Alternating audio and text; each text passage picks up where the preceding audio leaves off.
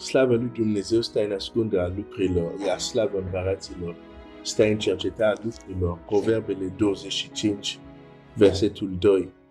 Dumnezeu să te binecuvinteze.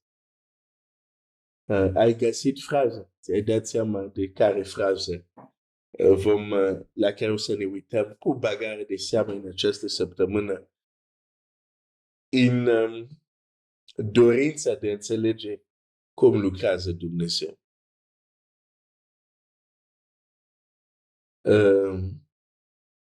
Că nu înțelegem cum lucrează Dumnezeu, că nu înțelegem căile Lui, chiar dacă suntem onești, chiar dacă suntem sinceri, nu avem de ales, vom ajunge la situații de impas unde nu știm ce să facem. Pentru că nu pricepem căile Lui, modul Lui de a lucra. Ajungem la impas.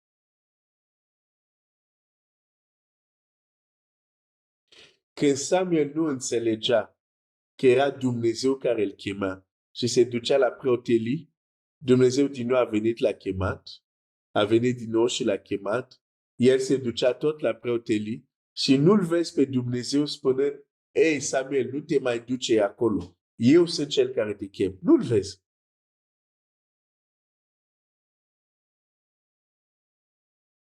Nu-l vezi pe Dumnezeu care îi zice, vino aici, nu el te cheamă, eu te chem. Nu? Îl lasă să se ducă acolo. Îl lasă să se ducă acolo. Până preot Eli înțelege până la urmă ce se întâmplă și explică lui Samuel, îi spune lui Samuel, dacă mai auzi vocea respectiv, iată ce să spui.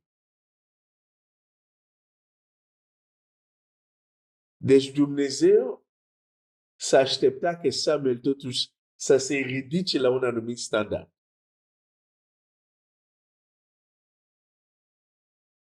Deci nu veni și nu te baza, nu fi legănat cu gândul, las că oricum Domnul le știe pe toate. Pe te întreb, cu Samuel nu le știa pe toate. Nu știa că Samuel nu înțelege ce se întâmplă. Și totuși, de ce lasă să se plimbe de câteva ori să se ducă în direcție greșită?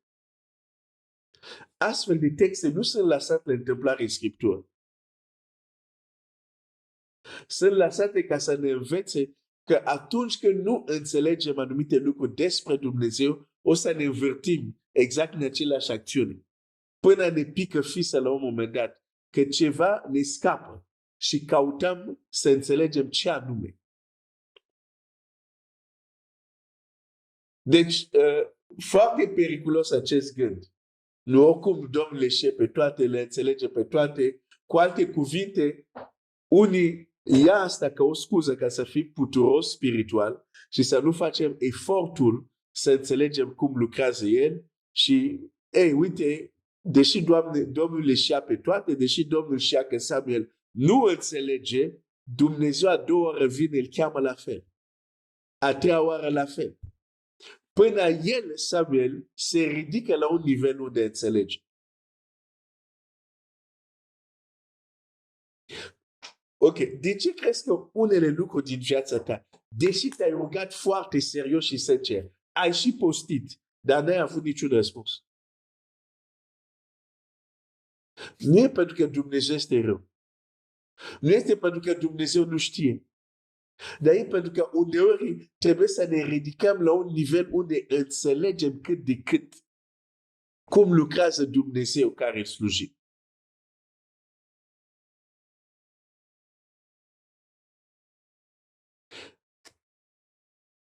Vorbesc despre asta pentru că am întâlnit și am avut și eu această atitudine. De ce să-mi bat capul? Oricum Dumnezeu le știe pe toate. Da, le știe pe toate, da. Da, Dumnezeu le știa pe toate. Dumnezeu știa că Moise cu care stătea de vorbă, care nu-și va tăia copilul împrejur, se va întâlni exact cu același Moise ca să-l omoare. Și totuși Dumnezeu nu îi spune. Îi spune, multe du-te în Egipt, vei face asta și așa mai departe, vei scoate poporul și așa mai departe. Hai să citești textul. Pentru că aș vrea să vezi din Scriptura cât este de important tema despre care vorbim. Deci, în Exod 3 avem rugul aprins, avem Dumnezeu vorbește cu Moise, îl trimite, capitolul 4, Exodul 3, Exodul 4, da?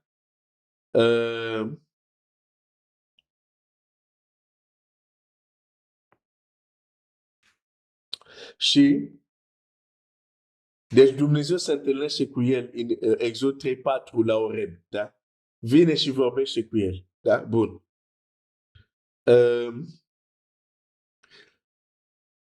În Exod 4 cu 18, Moise se întoarce la Ietro. Moise a plecat și când se întors la sursul Ietro a zis, lasă-mă, te rog, să plec să mă întorc la frații mei care sunt în Egipt, ca să văd dacă mai trăiesc. Ietro a zis lui Moise, du-te în pace. Domnul a zis lui Moise în Madian, aici nu mai este la Oreb. Aici Dumnezeu vorbește în Madian. Dar prima dată când Moise l-a auzit pe Dumnezeu a fost la Oreb. Uneori trebuie să te duci la Oreb, să ți se deschidă urechile spirituale. Și când te întorci la Madian, continui să-L auzi pe Dumnezeu. Am zis asta pentru câteva persoane. Cred că o să vă ajute acest lucru. Deci acum în Madian Dumnezeu vine din nou și vorbește cu el. Domnul a zis lui Moise în Madian. Biblia precizează. Acum această conversație nu este întâlnire de la Oreb. Este în Madian. Da, bun. Unde locuia cu soția lui, unde stăteau la socrul său Ietro, care era preotul din Madian. Domnul a zis lui Moise în Madian, du-te, întoarce-te în Egipt, căci tot ce umblau să-ți iau viața au murit. Deci vine Dumnezeu cu o confirmare. Moise și-a luat nevastă și copii, i-a pus călare pe măgar și s-a întors în țara Egiptului și a luat în mâna teagul lui Dumnezeu. Domnul a zis lui Moise, plecând ca să te întorci în Egipt, vezi toate minunile pe care ți le pun în mână să le faci înaintea lui Faraon. Eu voi împreti inima lui și nu voi lăsa pe poporul să plece. Tu vei zice lui Faraon, așa vorbește Domnul, Israel este fiul meu întâi născut. Îți spun, lasă pe fiul meu să plece ca să-mi slujească. Dacă nu vrei să lași să plece, voi ucide pe fiul tău, pe întâiul tău născut. Deci Dumnezeu vorbește de ce va face din nou în Egipt, de semnele, Domnul îi vorbește, dar te întreb, Dumnezeu care știe toate lucrurile, nu știe că omul ăsta se pregătește să meargă pe un drum, fără să taie împrejur fiul lui. Și din cauza asta Dumnezeu îl va ataca. Nu, și eu te rog frumos, hai să citim Biblia fără ochelari. Dumnezeu nu îi spune nimic despre asta. De ce? Pentru că el trebuia deja să se ridice la un anumit nivel și să știe anumite lucruri. Și nu Dumnezeu îi le spune.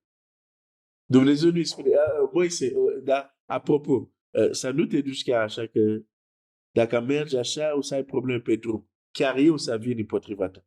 Nu, Dumnezeu nu îi zice nimic. Așa că nu fi păcălit de gândul ăsta. Dumnezeu știe pe toate și asta să fie o scuză că tu să nu înțelegi mai adânc cum lucrează Dumnezeu. Pentru că dacă nu înțelegi, vei ajunge în astfel de situații.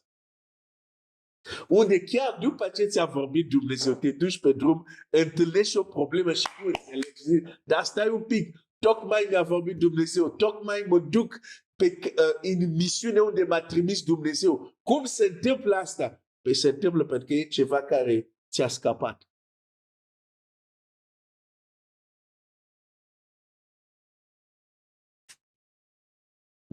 De exemplu, dacă sunt unii dintre voi care aveți de gând să mergeți să fiți misionari în Africa, sfatul meu, să știi că viața ta de rugăciune de aici, dacă nu se ridică la un anumit nivel, o să ai probleme serioase acolo. Nu este că misiunea de evangelizare acolo nu e voia lui Dumnezeu, dar este anumite lucruri ar trebui să le știi înainte să te aventurezi la teritorii unde întunericul, din păcate, s-a așezat foarte puternic. Să nu crezi că întunericul este peste tot la fel.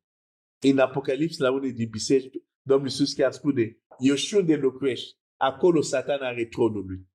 Dar nu spune asta la toate biserici. Deși toată lumea zace sub cel rău. Asta îți spune, există locații unde întuneric e și mai mult așezat decât în alte locuri. Și vrei să te duci să evangelizezi acolo. Ar fi trebuit să fi știut Efeseni 6. Întăriți-vă în puterea Domnului. Și te duci fără să fii întărit. Pe normal că o să ai probleme serioase. Și apoi o să zici, dar era voia lui Dumnezeu să evangelizezi. De ce mi se întâmplă asta? De ce mi se întâmplă asta? Încerc să ajut pe unii care au fost mințiți de filozofia aceasta. Las că nu e mare lucru. Ce să cunosc eu caile Domnului? El le știe pe toate. Ei, uite, le știe pe toate, dar nu îi spune lui Moise. O să vin cu tine la drum și o să ai un moment foarte dezagreabil. Iată ce se întâmplă la versetul 24. În timpul călătoriei, într-un loc unde a rămas Moise, peste noapte, l-a întâlnit Domnul, dar nu ca să stau de vorbă. Și a vrut să-l omoare. Slavă Domnului pentru persoana cu cine s-a căsătorit Moise. Pentru cei care nu sunteți căsătoriți. Când vă rugați pentru persoana viitoare, sau soț sau soție, rugați-vă, Doamne, să fie cineva care te cunoaște și nu superficial. Dacă tu faci această rugăciune, asigură-te că și tu ești o astfel de persoană. Altfel, Domnul să-ți spună, păi stai un pic, tu vrei să-ți dau cineva care mă cunoaște adânc, iar tu nu faci niciun efort să mă cunoști adânc. Nu. O astfel de persoană nu să-ți dau ție. O să dau tot la o persoană care mă cunoaște adânc. Am închis paranteză. Poate era un tânăr care avea nevoie să fie încurajat sau tânără în ce direcție să se roage. Slava lui Dumnezeu pentru Sephora. Și o să mă opresc aici și vom continua acest episod mâine, pentru că am câteva lucruri de spus aici legat de acest episod. Deci textul, frază care o să ne uităm cu bagare de seamă săptămâna asta sau și cealaltă, nu o să citesc astăzi, nici mâine, că trebuie să vedem anumite lucruri foarte importante legate de acest episod cu Sephora și apoi vom continua. Dumnezeu să te binecuvinteze.